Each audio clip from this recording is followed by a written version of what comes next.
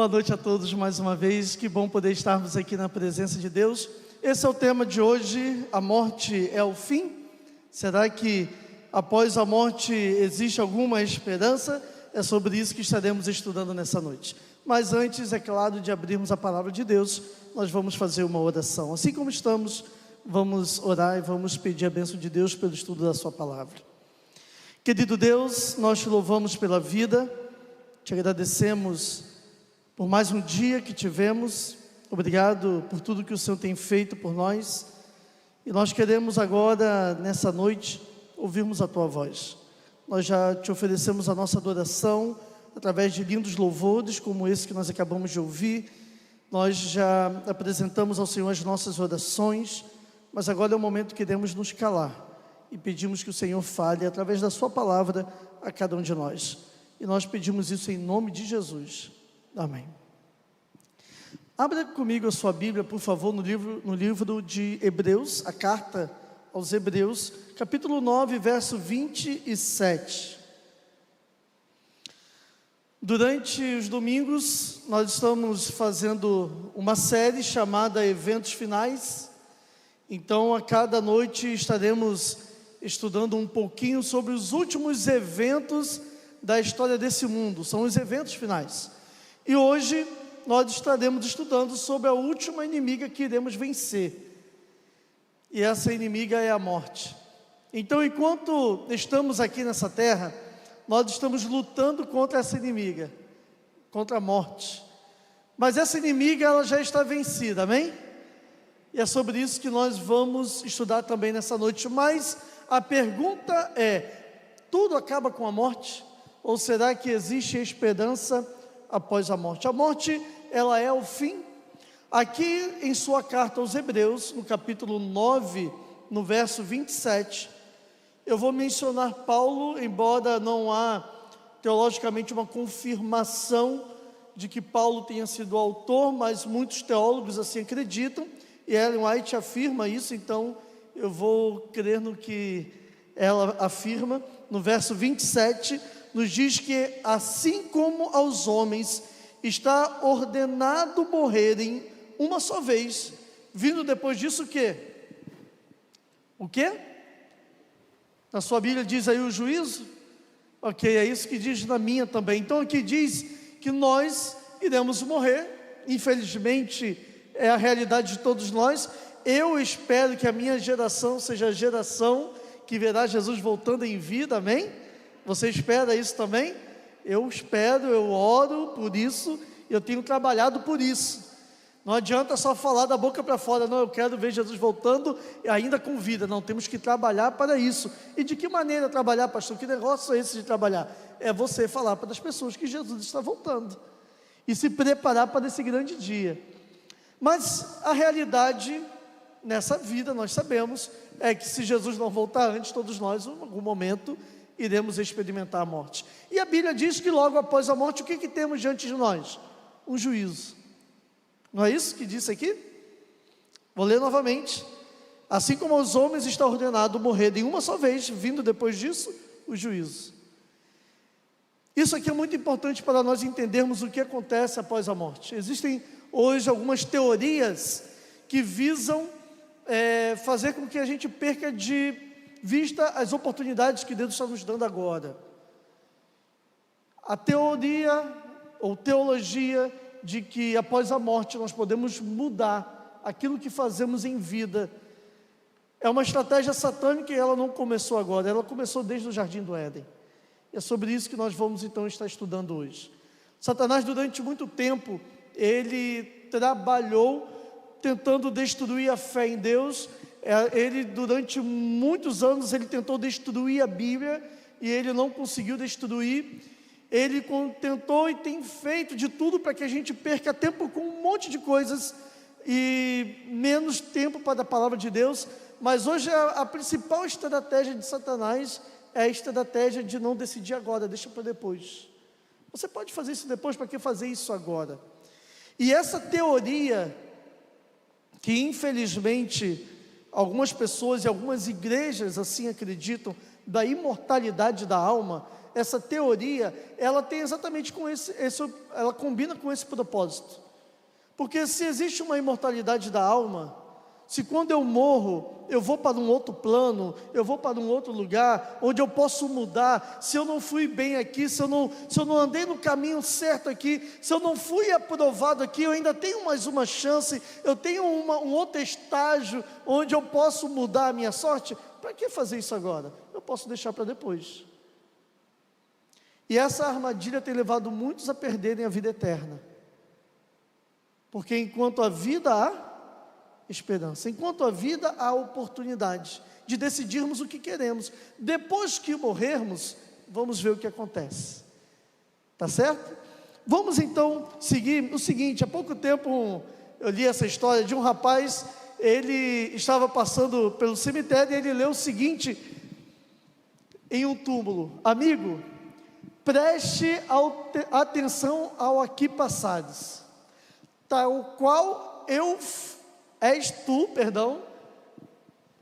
tal qual você é, um dia eu fui, tal qual eu sou, um dia serás. Portanto, prepares para viveres, fazer-me companhia. Será que é exatamente isso que acontece após a morte? Em parte, realmente essa frase, ela é verdadeira. Tal qual eu fui, você é agora. Então, um dia, aquele morto foi vivo. Ok, ele depois diz o quê? Tal qual eu sou, um dia serás. E essa é uma verdade.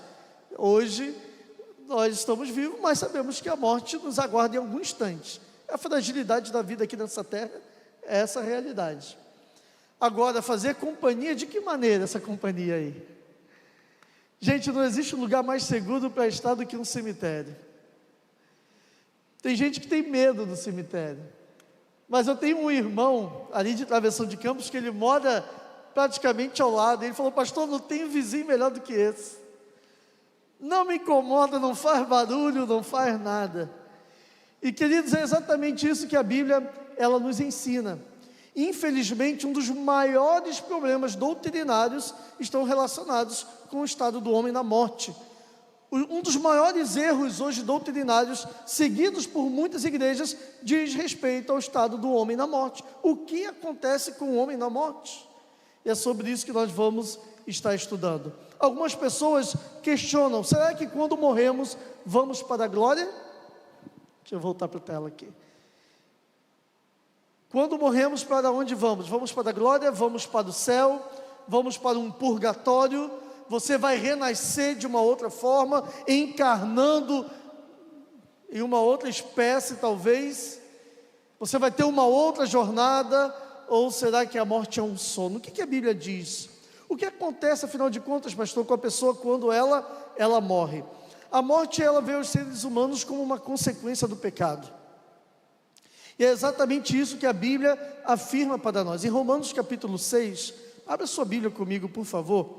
Embora o texto esteja no telão, Paulo diz que os de Bereia, eles eram mais sábios, porque Paulo ensinava a palavra, eles abriam a Bíblia para conferir aquilo que estava sendo ensinado. Então nós não estamos aqui para seguir o assim diz o pastor, estamos aqui para ouvirmos o assim diz o Senhor. Então abra sua Bíblia comigo, por favor, para confirmar aquilo que nós estaremos mencionando aqui. Em sua carta aos Romanos, Paulo, no capítulo 6, no verso 23, ele afirma: porque o salário do pecado é o quê? É a morte. Mas o dom gratuito de Deus é a vida eterna em Cristo Jesus nosso Senhor. Amém. O resultado do pecado, a morte é o resultado do pecado. A morte é o salário do pecado, é a paga do pecado. Mas é interessante que uma estatística mundial, ela afirma que a cada minuto, 97 pessoas morrem no mundo. 97. E aí, se nós fizermos uns cálculos matemáticos, nós vamos ver que cerca de 6 mil pessoas morrem por hora. Por dia, 140 mil pessoas. E por semana, mais de 1 milhão de pessoas morrem a cada semana. É muita gente. Vai ser 1.040.000 pessoas aproximadamente, se formos calcular exatamente o número ali. São muitas pessoas morrendo a cada semana. Essa é a realidade da vida aqui nessa terra. Mas para nós entendermos o que é a morte, primeiro precisamos entender o que é a vida. É a melhor maneira de nós entendermos o que é a morte. A gente só entende a morte a partir do ponto de partida que é a vida. Para entendermos isso, então, vamos olhar Gênesis capítulo 2, verso 7. Abra sua Bíblia comigo, por favor. Gênesis capítulo 2, verso 7.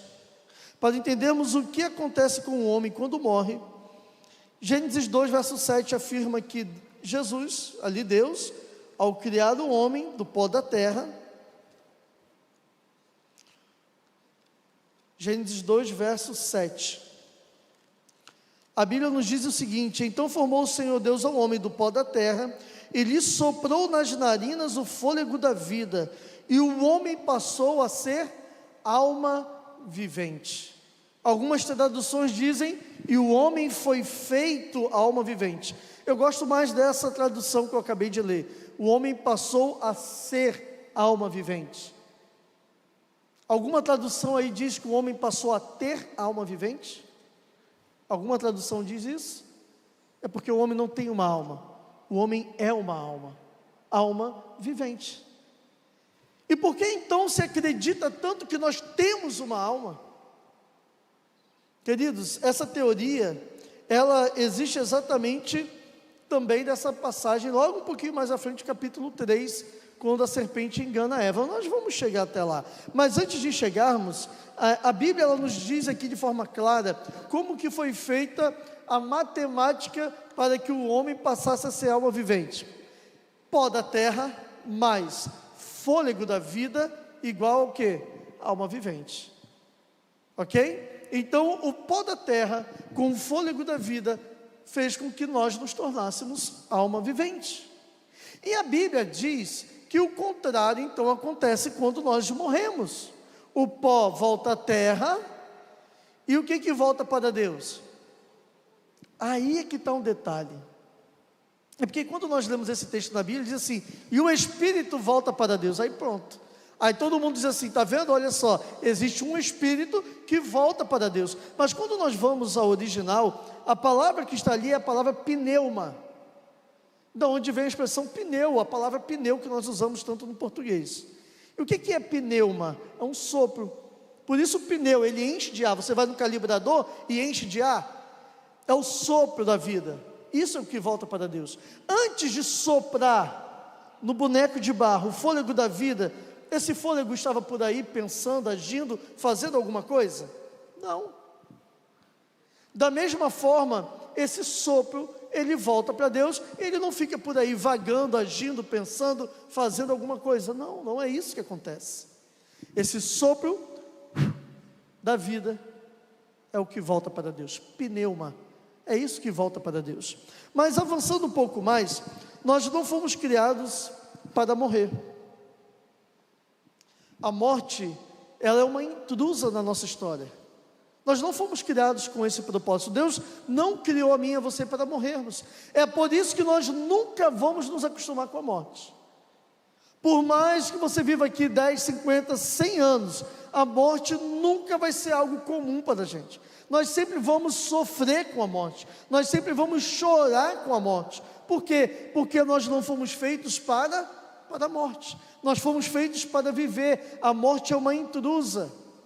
Mas é interessante nós entendermos o que é a morte na Bíblia, o que a Bíblia fala a respeito da morte. A primeira coisa que a gente precisa entender, com base na carta de Paulo a Timóteo, por favor, abra sua Bíblia comigo mais uma vez, nessa carta agora de Paulo a Timóteo, no capítulo 6, do verso 14 ao verso 16.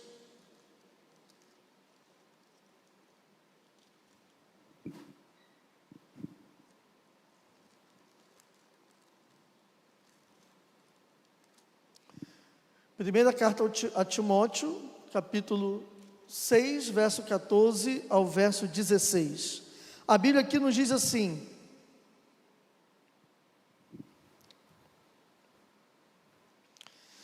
que guardes o mandamento imaculado, irrepreensível, 1 Timóteo, capítulo 6, verso 14 a 16. Ok? Todos encontraram? Que guardes o mandamento imaculado, irrepreensível, até a manifestação do nosso Senhor Jesus Cristo, a qual, em suas épocas determinadas, há de ser revelada pelo bendito e único soberano, o Rei dos reis, o Senhor dos senhores, o único que possui, o quê? A imortalidade. A Bíblia ela é muito clara ao dizer que Deus é o único que possui imortalidade. Pastor, mas e os anjos? Os anjos que estão lá no céu? Pastor, e nós quando estivermos no céu, a morte deixará de existir? Ok, porque nós estaremos face a face com a fonte da vida. Mas não é algo inerente a nós, não é algo que pertence a nós. A vida pertence a Deus, Ele é a vida. Ele não disse um dia, Jesus, eu sou o caminho, a verdade e a vida. Então se estivermos vivendo face a face com a fonte da vida, viveremos eternamente. Mas isso é como Adão, no jardim do Éden, e Eva. A partir do momento que erraram, eles perderam esse acesso à fonte da vida, e a morte passou a fazer parte da nossa existência. Porque qual é o grande problema do pecado? Nos separa da fonte da vida. O problema do pecado é que ele nos separa de Deus. E é por isso que Deus ele vai pôr fim ao pecado, para que eu e você novamente estejamos ligados, conectados 100% à fonte da vida. Aí sim teremos vida eterna, mas não porque temos a imortalidade, mas é porque nós estamos ligados à fonte da vida. A vida eterna, ela é um dom de Deus para nós. Não é algo que você vai receber, agora eu sou eterno, não. Vamos viver a eternidade, mas a imortalidade só quem tem é Deus. Deus é o único, a Bíblia aqui ela é muito clara ao afirmar que Deus é o único que possui imortalidade. Um outro ponto importante é que, se a Bíblia afirma que Deus é o único que possui a imortalidade, o que acontece então quando o homem morre, pastor? Vamos ler alguns textozinhos, tá bom? Para a gente entender bem isso aqui. Eclesiastes capítulo 12, o que Salomão, sábio Salomão diz? Eclesiastes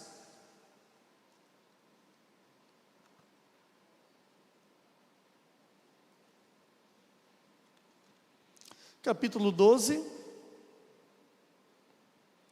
no verso 7, aqui está o texto que eu mencionei anteriormente. E o pó volte à terra como era, e o espírito volte a Deus que o deu. Ok? Então, o que nós já mencionamos anteriormente, no momento que a pessoa morre, o que acontece com o pó? Volta para a terra. E esse fôlego da vida volta para Deus, que foi quem deu. Agora, o segundo texto, João capítulo 11, quando estava falando com os seus discípulos a respeito de Lázaro, seu amigo, que estava morto, olha só o que Jesus afirmou. João capítulo 11, do verso 11 ao verso 14, aqui diz assim: isto dizia e depois lhes acrescentou: nosso amigo Lázaro adormeceu, mas eu vou para despertá-lo. Disseram então os discípulos: Senhor, se dorme, está salvo. Jesus ele olha para os discípulos e fala assim, Jesus recebeu a notícia de que Lázaro estava enfermo para morrer, era uma enfermidade muito séria, e um mensageiro chegou e falou isso, e os discípulos ouviram. A Bíblia diz que Jesus ainda ficou 2 dias ali onde estava, e depois de 2 dias, Jesus falou: olha, convém que eu vá para Betânia. E agora então os discípulos questionaram: mas Senhor, há pouco tempo estavam querendo te matar naquela área, você vai voltar para lá? E Jesus falou: não, eu preciso ir. E ele aqui diz o motivo: porque Lázaro, ele está dormindo, adormeceu, mas eu preciso ir para despertá-lo. Os discípulos ainda não tinham a compreensão da morte como um sono. E agora quando Jesus fala que Lázaro está dormindo e ele vai para despertá-lo, o que os discípulos falaram? Senhor, no verso 13, perdão, no verso 12, se dorme, então está tudo bem. Se ele dorme, então está salvo. No verso seguinte, olha o que Jesus então disse, verso 13: Jesus, porém, falara com respeito à morte de Lázaro, mas eles supunham que tivesse falado do repouso do sono. Então Jesus lhes disse claramente: Lázaro morreu. Então para Jesus a morte é o quê? É como um sono. No próximo verso agora de Eclesiastes capítulo 9, verso 6. Oi, CH, pois não? Sim, amigo. Oi?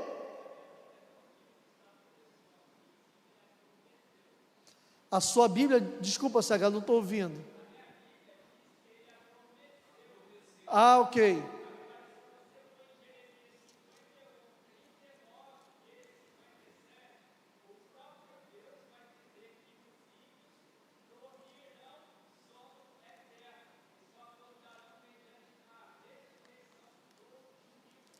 Obrigado, CH. Obrigado, amigo. Eclesiastes capítulo 9, verso 6. Anotado aí a passagem aí, depois a gente vai ler essa passagem aí, CH. Eclesiastes 9, verso 6. A Bíblia aqui ela diz que amor, ódio e inveja para eles já pereceram. Para sempre não tem eles parte em coisa alguma do que se faz debaixo do sol. Aqui a Bíblia está falando de quem? Se nós olharmos o verso 5, diz assim: porque os vivos sabem que hão de morrer. Essa é a nossa realidade, foi o que nós falamos logo aqui no início. Os vivos sabem que hão de morrer. Mas, o que diz mais aqui? Os mortos não sabem coisa nenhuma, nem tampouco terão eles recompensa, porque a sua memória jaz no esquecimento. E agora no verso 6 então diz: amor, ódio, inveja, para eles pereceram. Não tem mais eles parte alguma do que se faz aqui na terra, ou seja, debaixo do sol. Avançando próximo, esqueci que eu estou aqui com o passador. No verso 10 diz assim: tudo quanto te vier à mão para fazer, faz-o conforme a tua força, porque no além para onde tu vais, não há obra, nem projetos, nem conhecimento, nem sabedoria alguma. É muito claro isso aqui na Bíblia, é muito claro. O sábio Salomão, ele foi ao ponto. Olha só, não tem amor, não tem inveja, não tem ódio, não tem obra, não tem nada. Aonde você vai não existem projetos, não existe nada disso. A Bíblia ela aqui é muito clara para nós, queridos. O último verso que eu separei aqui, depois eu vou ler também a passagem que o CH mencionou. O Salmo 115, no verso 17...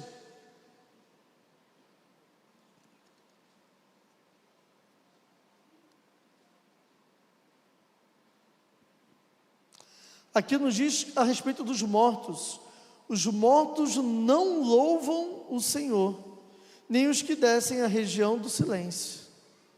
Ok? Então, algumas coisas que nós aprendemos aqui rapidinho a respeito da morte. Primeiro, quando a gente morre, a gente volta ao pó. Segundo, a morte é um estado como um sono, Jesus comparou como um sono. Terceiro, não tem sentimentos, não há sentimentos para quem está lá, amor, ódio, inveja, tudo isso para eles pereceram, foi o que nós mencionamos. Nós vimos também que não existem obras, não existem projetos, foi o que nós lemos também lá em Eclesiastes 9, e também não existe consciência, não tem parte alguma do que se faz aqui sobre a terra. E agora nós vimos que também não louvam. CH, por favor, me lembra qual foi a passagem que você mencionou? Ok, Jeremias 51, vamos ler essa passagem apenas para a gente acrescentar aí a contribuição do CH, é uma grande classe aqui nessa noite. Qual é o verso? 39? Ok, 39. Jeremias 51, 39.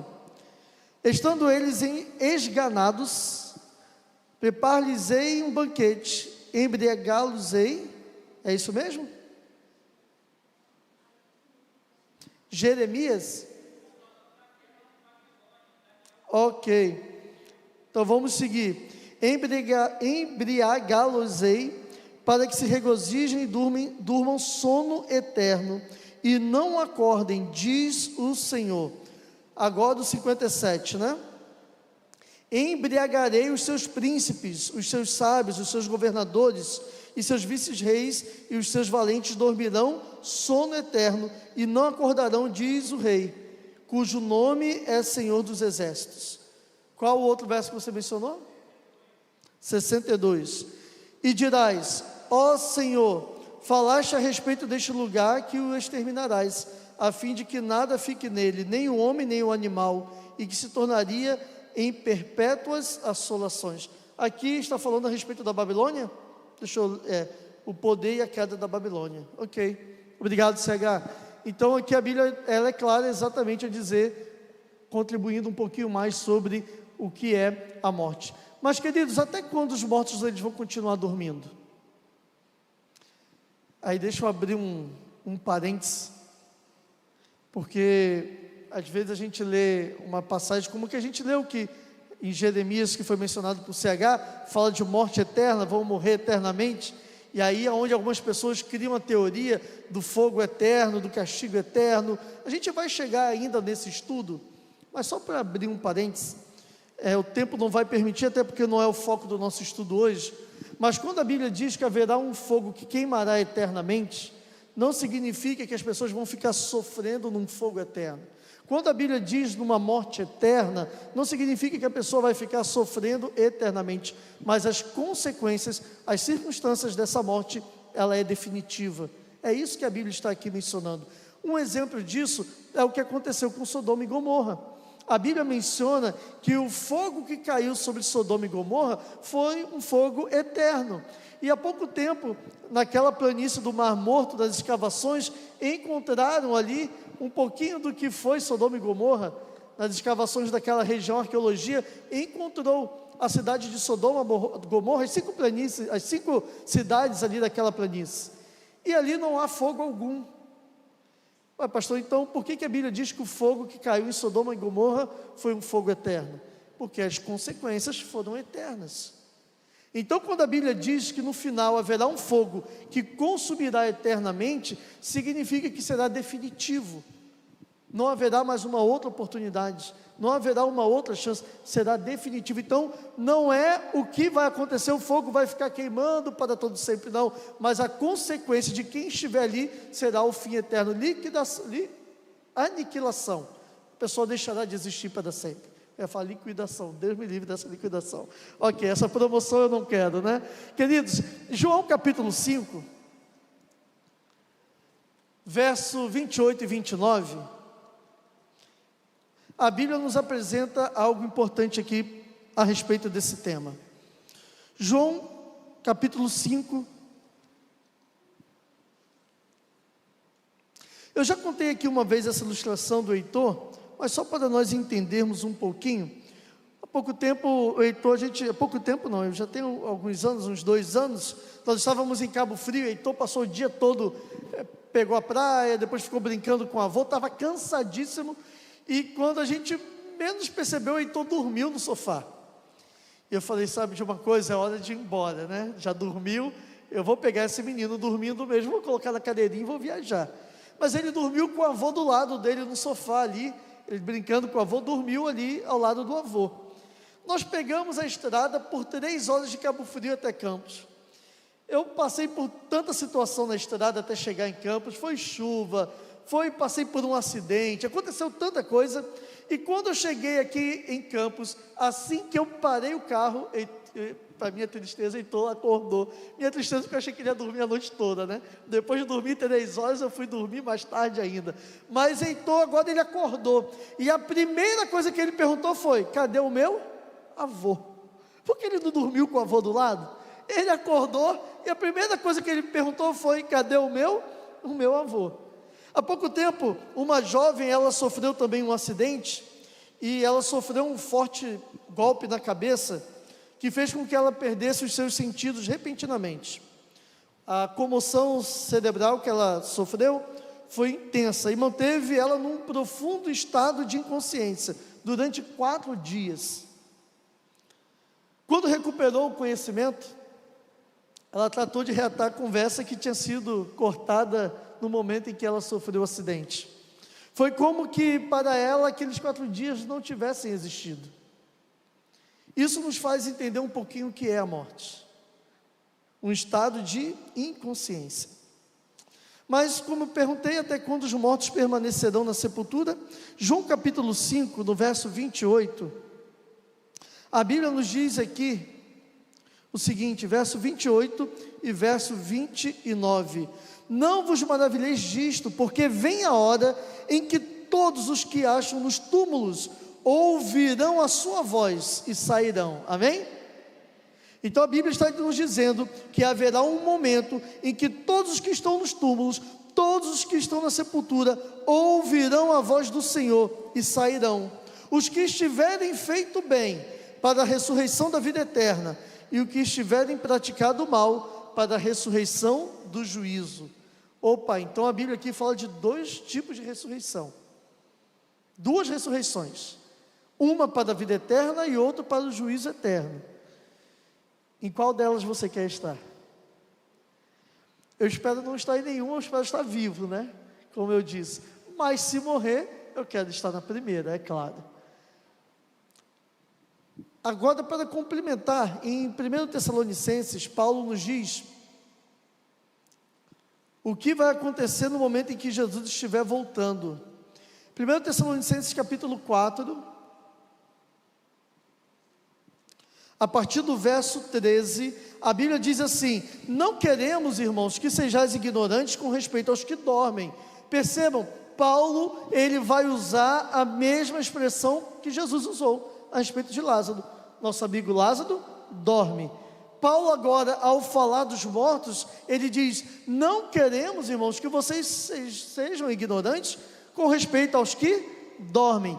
Em 1 Coríntios capítulo 15, Paulo vai usar a mesma expressão. Ele vai se dirigir aos que estão mortos como os que dormem. E aqui ele diz: não quero que vocês sejam ignorantes, para que vocês não venham a se entristecer como aqueles que não têm esperança. Verso 14: pois se cremos que Jesus morreu e ressuscitou, assim também Deus, mediante Jesus, trará em sua companhia os que dormem. Então, qual é a garantia da nossa ressurreição? A ressurreição de Cristo, certo? A garantia de que um dia os mortos ressuscitarão está no fato de um dia Cristo ter vencido a morte. Amém? Por isso então aqui ele diz: se cremos que Jesus morreu e ressuscitou, assim também Deus, mediante Jesus, trará em sua companhia os que dormem. Ora, verso 15, vos declaramos isto por palavra do Senhor: nós os vivos, os que ficarmos até a vinda do Senhor, de modo algum precederemos que dormem. Ou seja, de modo algum nós iremos para o céu antes que eles. Porquanto no verso 16 nos diz que o Senhor mesmo, dada a sua palavra de ordem, ouvida a voz do arcanjo e ressoada a trombeta de Deus, descerá dos céus, e os mortos em Cristo ressuscitarão primeiro. Aqui então nós vemos que combina com o texto que nós lemos anteriormente, o texto de João 5, que fala de 2 ressurreições. Então os que morreram em Cristo ressuscitarão primeiro. Essa é a primeira ressurreição, a ressurreição da vida, aqueles que receberão a vida eterna. E depois nós, verso 17, nós os vivos, os que ficarmos, seremos arrebatados juntamente com eles, entre as nuvens, para o encontro do Senhor nos ares, e assim estaremos para sempre com o Senhor. Aqui a gente quebra algumas teorias, só com esse texto aqui. Primeiro, você já ouviu falar em arrebatamento secreto? Às vezes eu passo na rua, tem um adesivo: ó, cuidado, se esse carro ficar desgovernado, é porque eu fui arrebatado. A Bíblia fala de arrebatamento, mas não secreto. A Bíblia fala que o arrebatamento vai acontecer quando Jesus voltar. Nós, os vivos, ficaremos aqui na terra, seremos transformados, e então os mortos ressuscitados, e aí juntos subiremos para o encontro com o Senhor, aonde? Nos ares. Aí seremos arrebatados juntos. Não existe isso de arrebatamento secreto, não existe isso na Bíblia, em momento algum. A Bíblia fala de arrebatamento, mas esse momento em que nós subiremos. Aí um outro detalhe: Jesus, ele não pisa nessa terra. Queridos, prestem atenção nisso que eu estou falando, porque isso poderá custar a sua vida eterna. Jesus não pisa nessa terra de pecado mais. Nós é que subiremos para nos encontrarmos com Ele. Por que eu estou falando sobre isso? Nós não estamos estudando eventos finais? Nos últimos dias a Bíblia diz que haverá aqui falsos cristos, falsos profetas que farão sinais e enganaria até mesmo, se possível, os escolhidos. Aí daqui a pouco vai aparecer alguém aí fazendo milagres e curas.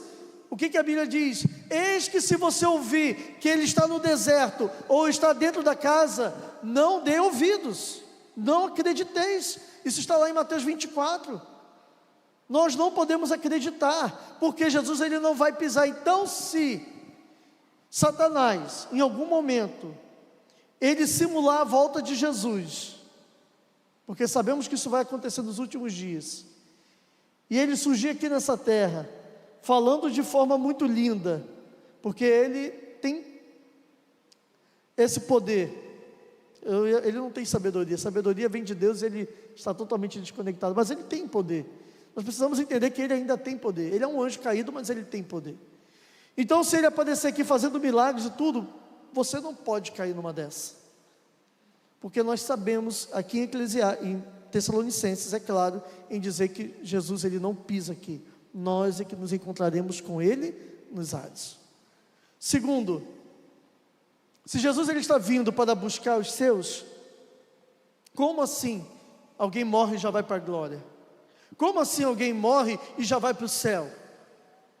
Eu falei isso aqui esses dias, eu sei que é engraçado, mas eu não consigo entender a lógica. Jesus chegando assim: ó pessoal, deu a hora, está na hora de ir lá, agora vamos fazer o seguinte, desce todo mundo e eu vou lá para buscar vocês. Gente, se era só morrer e ir para o céu, não precisava Jesus voltar. É só esperar todo mundo morrer, deixar que uma hora o homem vai acionar uma bomba atômica e aí vai acabar tudo. Mas agora imagine, aí eu li o texto de Lázaro, eu não tenho como não lembrar dessa história. Olha, se eu fosse Lázaro, eu ia perder a amizade de Jesus nesse dia. Porque imagina, Lázaro morre, ele já está 4 dias no paraíso, ele já está se acostumando com o paraíso, se fosse verdade, tá gente? Estou só ilustrando. Porque quando a pessoa morre e vai para o céu, Lázaro é amigo de Jesus, e a Bíblia diz que Jesus está preparando o céu para aqueles que o amam. A Bíblia afirma que Lázaro amava Jesus, então pronto, ele vai estar no céu, ou não? Você acredita que Lázaro vai estar lá? Eu não tenho dúvida, Lázaro vai estar lá. E aí Lázaro morreu, se ele já foi para o céu, ele já está lá 4 dias. Aí Jesus me vai lá na sepultura: Lázaro, volta aí. Olha, eu ia ficar chateado com Jesus. É ou não é? Imagina, depois de já estar 4 dias lá no paraíso. Mas a Bíblia diz que depois de 4 dias, o que Lázaro estava? Fedendo, podre. Era esse o estado de Lázaro. Ele não estava em paraíso algum, ele estava no pó. E então Jesus o ressuscitou. Queridos, nós não podemos perder de vista aonde está todo esse engano. O engano está por trás de tudo que acontece desde lá do Éden, porque essa mentira de que nós não morremos, mas que nós temos uma alma e que vai para a glória, ou vai para o purgatório, ou vai para algum lugar, isso daí é na verdade apenas uma repetição do grande engano que aconteceu lá no Éden. Porque lá no Éden, nós lemos que a serpente, ela fala para a mulher que ela não morreria. Você não vai morrer. Está em Gênesis capítulo 3. Mas em Gênesis capítulo 2, o que Deus fala para o homem e para a mulher? Vocês podem comer de todos os frutos, menos da árvore do conhecimento do bem e do mal, porque no dia em que dela comerdes, se abrirão os seus olhos. É isso mesmo que a Bíblia diz? Certamente morrereis. Aí a serpente é que inverte e diz: não, vocês vão abrir os seus olhos e vocês vão ser iguais a Deus. Então é por isso que Deus não quer que você... Olha como que pega um pouquinho da frase. Vamos ler. Gênesis capítulo 2.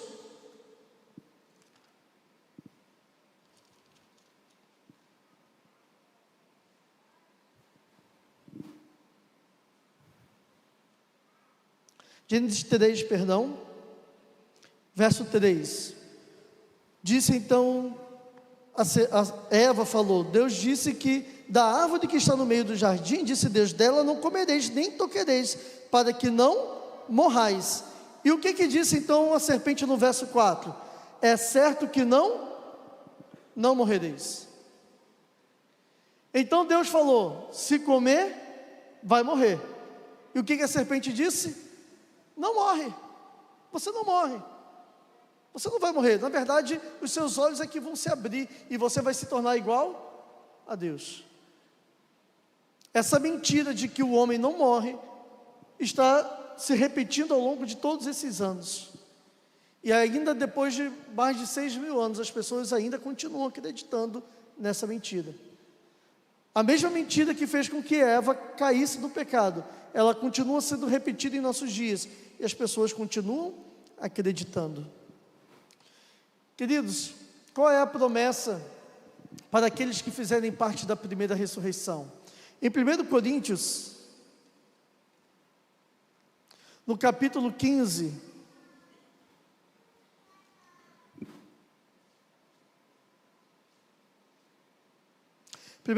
capítulo 15, verso 51.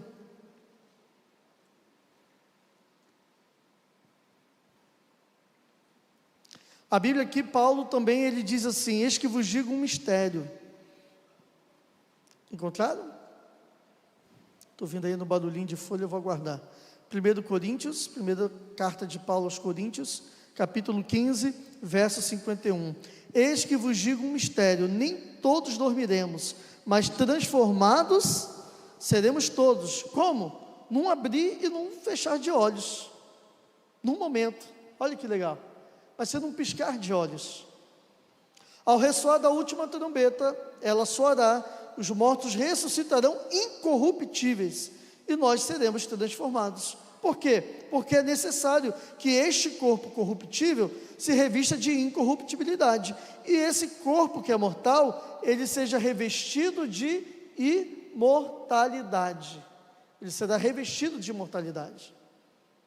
Então essa é a promessa que a Bíblia nos dá para aqueles que estarão entre aqueles que participarão da primeira ressurreição. A pergunta é: onde nós estaremos? Em qual das ressurreições estaremos? Eu estou tentando passar o slide, não está passando, acho que mexeu aí na tela, né? Queridos, nós só podemos alcançar a salvação se nós entendermos o que aconteceu lá na cruz. Nós só teremos a esperança da salvação, da vida eterna, se nós entendermos que nós seremos salvos no que Cristo fez por nós. E nós entendermos que enquanto a vida, existe esperança para todos nós. Não existe um outro caminho. Certa vez, um jovem acabara de ser integrado à Marinha do Rio de Janeiro. Ele entrou no avião com seu uniforme branco e ele se assentou ao lado de um pastor que estava no avião lendo a Bíblia. Esse jovem então perguntou para o pastor: você acredita mesmo nesse livro que você está lendo? Ele traz resposta para tudo que está relacionado a esse mundo. Esse livro, ele traz resposta. O pastor então, ele fez uma pergunta para esse jovem. E a pergunta foi o seguinte: amigo, o que você vai fazer quando você assumir o posto?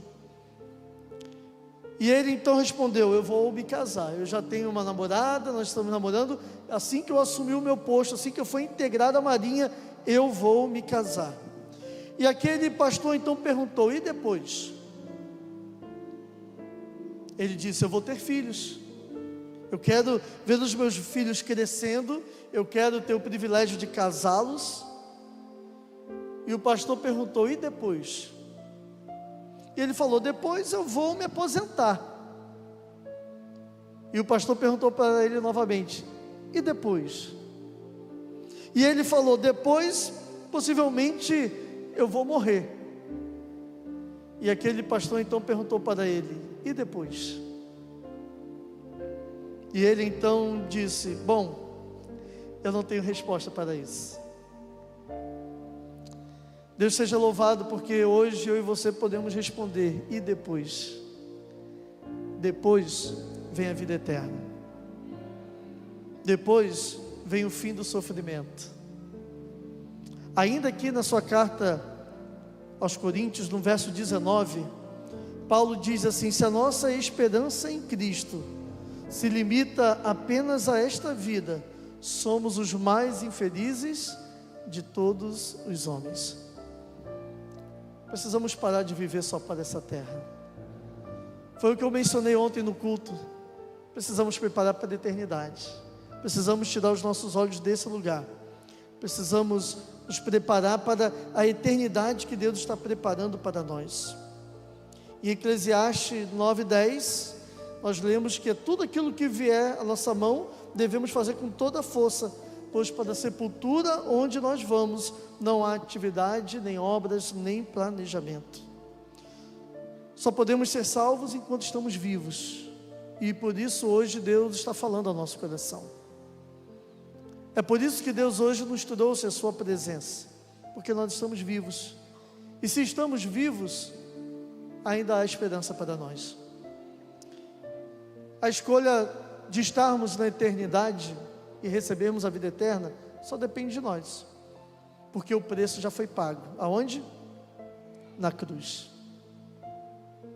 Você merecia a morte, eu merecia a morte, nós merecíamos a morte, mas Ele morreu por nós, e depois de morrer por nós, Ele ressuscitou e Ele venceu a morte por nós. Durante muitos anos na minha vida, a minha mãe, nós passamos por muitas dificuldades. Eu mencionei ontem isso aqui também. Eu fiquei órfão de pai aos 5 anos, e minha mãe teve que ir sozinha educar os 2 filhos. Eu tinha 5 anos, o meu irmão estava apenas com 6 meses.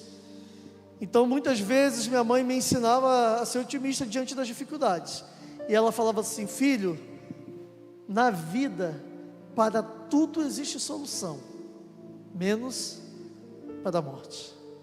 E um dia eu cheguei para ela e falei: mãe, eu aprendi que até para a morte existe solução. A solução é Jesus. A morte é uma inimiga que já está vencida. Ainda aqui nessa carta de Paulo aos Coríntios, deixa eu terminar com esse texto. 1 Coríntios 15, a Bíblia diz que quando acontecer essa transformação que nós teremos, no verso 54 diz que quando esse corpo corruptível se revestir de incorruptibilidade, e o que é mortal se revestir de imortalidade, então se cumprirá a palavra que está escrita: tragada foi a morte pela vitória. Amém? Deus seja louvado por isso. A morte, ela vai ser vencida de uma vez por todas. Não mais precisaremos chorar, não mais precisaremos sofrer, não mais enfrentaremos lutos. Tudo isso terá passado.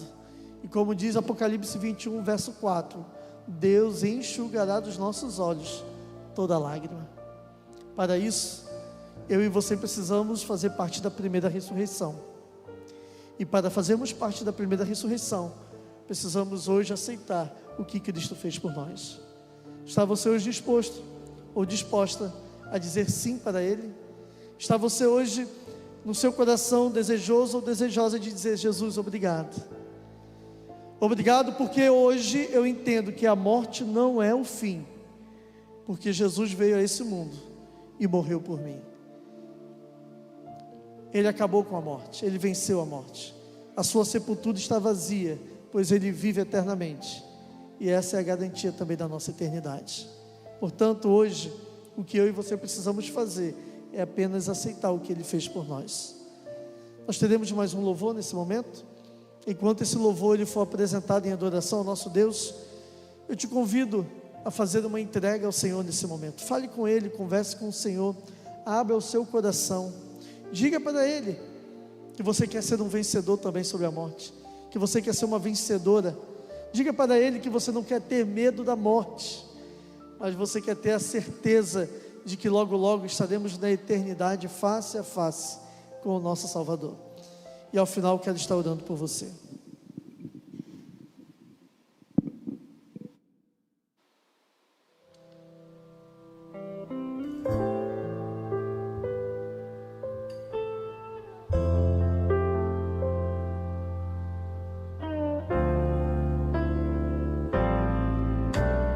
Toma-me, Senhor, toma meu coração, pois não o posso dar, ele é tua propriedade. Conserva-o puro e bom, conforme o teu querer, pois sozinha eu não vou conservá-lo para ti. Preciso mudar o meu interior, renovar o meu ser e cumprir teu querer. Molda-me, forma-me,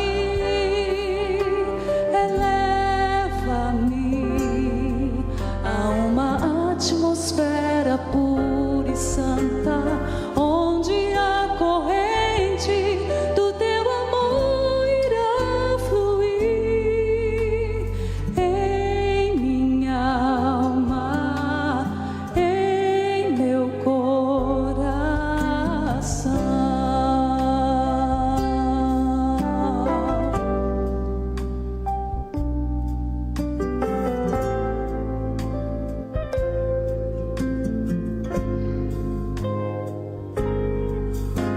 Salva-me, Senhor, salva-me por favor, me ajuda a lutar a despeito de mim mesmo.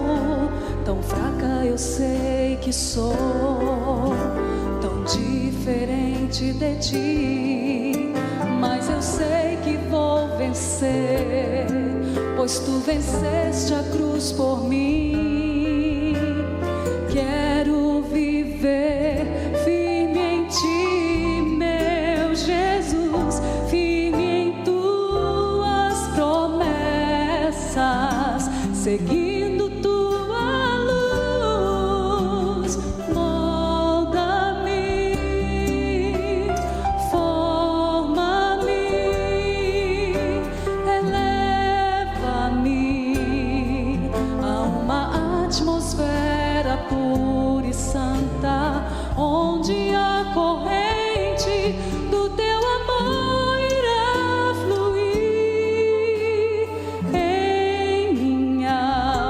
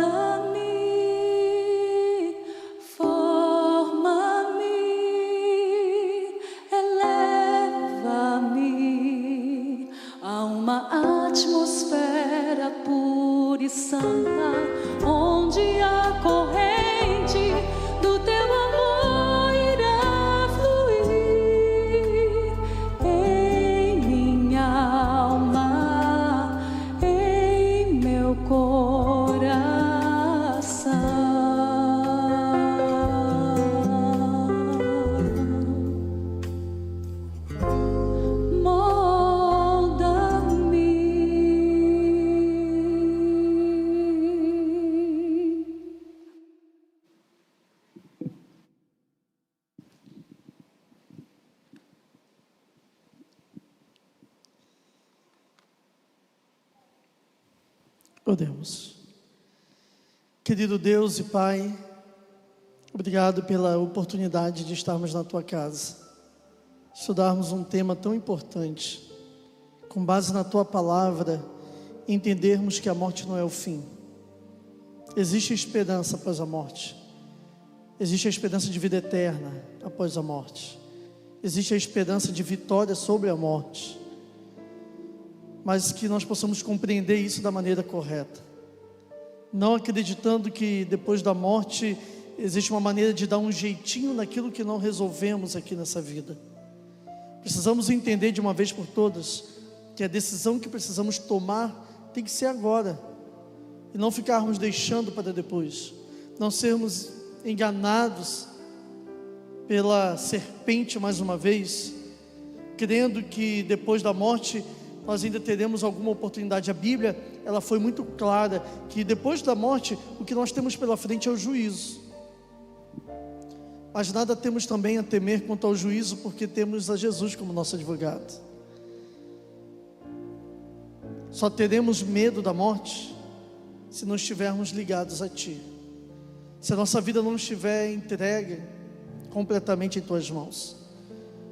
É por isso, ó Deus, que nós te agradecemos, porque o Senhor nos trouxe aqui nessa noite para nos ensinar a respeito desse assunto e nos dar uma nova oportunidade. Obrigado, porque nesse dia, mais uma vez, os nossos olhos se abriram. Nós tivemos um dia de muitas atividades, e o Senhor nos trouxe a sua presença para dizer: filho, eu já paguei o preço, eu já morri por você, eu morri a morte que você merecia, para que você pudesse receber a vida que me pertence. E é isso, Pai, que nós queremos receber. Queremos receber a vida que pertence a Ti, que é a vida eterna, pois só Tu és eterno. Tome a nossa vida em Tuas mãos, ó Deus. Nos ajude a caminharmos nessa terra com os olhos no céu. Não nos faça, por favor, Pai, não permita que a gente, em algum momento, a gente venha se ocupar mais com as coisas dessa terra do que com a eternidade, porque se a nossa vida, ela está limitada apenas a esta terra, se a nossa esperança em Cristo se limita apenas a esse mundo, como disse Paulo em 1 Coríntios 15:19, somos os mais infelizes de todos os homens. Por isso, nós queremos sair daqui na certeza de que a nossa vida não está limitada a essa terra de dor. A nossa vida não está limitada a esse lugar de sofrimento, de injustiça, de tanta maldade. Nós queremos sair daqui nessa noite na certeza de que uma vida eterna está nos aguardando, e é lá que queremos estar, e é lá que precisamos estar, e Cristo já pagou tudo o que era necessário para que lá possamos estar. Então, Pai, mais uma vez, nos lave de todo pecado e nos ajude a viver aqui nessa terra como aqueles que se preparam para viver a eternidade contigo. É o que nós pedimos em nome de Jesus. Amém. Uma boa noite a todos, uma feliz semana, que o Senhor nos abençoe e nos guarde, que o Senhor faça resplandecer o seu rosto sobre cada um de nós e tenha misericórdia de nós, que o Senhor sobre nós levante o seu rosto e nos dê a sua paz. Deixa eu te fazer um pedido. Durante cada noite de domingo nós estaremos estudando essa série Eventos Finais. Nós vamos começar a entrar também em assuntos proféticos. Eu tenho certeza que tem amigos teus que precisam ouvir essa mensagem. Pegue o link dessa noite, compartilhe com seus amigos, compartilhe com os seus familiares. Vamos levar a mensagem da palavra de Deus àqueles que ainda não conhecem, para que eles também possam se preparar para essa eternidade. Lá nessa eternidade existe um banquete sendo preparado para cada um de nós. Mas enquanto não chegamos nesse banquete, foi preparado um banquete especial para a gente ali na recepção. O lanchinho foi preparado com muito carinho para que nós possamos nos confraternizar.